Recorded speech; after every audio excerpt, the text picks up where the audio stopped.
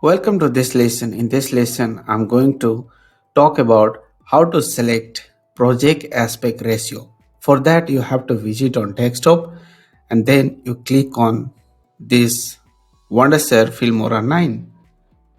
Yes, so after clicking this, you will reach this pop-up. Yes, this page. So you can see here select project aspect ratio. Now it's time to select because it's totally depends on you which size you want. So 16 is to 9 widescreen, then Instagram, then portrait, standard, cinema. But whenever you record video for like YouTube or digital courses, you can select this ratio.